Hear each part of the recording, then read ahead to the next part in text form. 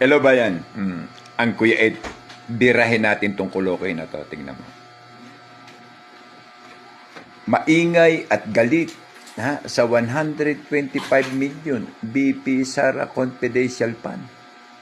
Pero tahimik sa 1.7 trillion floodway control scandal. Oh, hello, Father.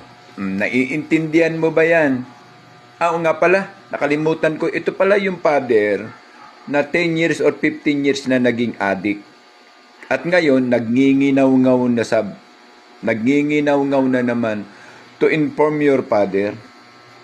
Father ba yan? O father lintik? O father ng mga gago? O kulokoy? Ano?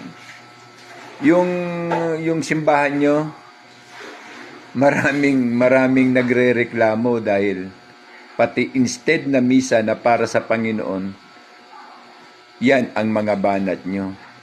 Saan ba gaganahan ang mga Katoliko? Pagano ka na nga, ganyan pa yung siste nyo.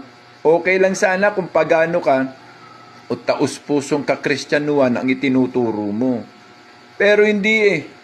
Tignan mo, paminawi. Maingay at galit ka sa 125 million. Samantalang meron na yung COA report. Etong confidential pa ni BP Sara. Pero tahimik ka sa 1.7 trillion. The floodway control scandal. Ano ba malaki sa'yo? 125 o yung 1.7 million trillion? Diyan napaghahalata ang isa kang correct o isa kang gago. Nagpapakapari ka pero pari ka ng mga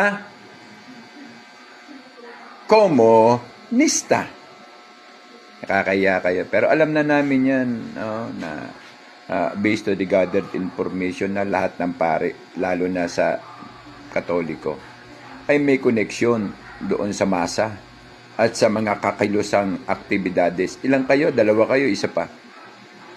Paano nyo ngayon maililigtas ang kaluluwa ng ibang mga Katoliko bilang mga paganong sekta ng reliyon?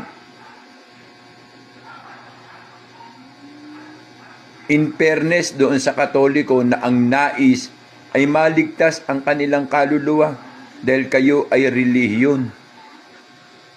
Normal lang na pangunahan kayo ng mga katulad mong pare, pero hindi katulad mong komunista at adik na pare.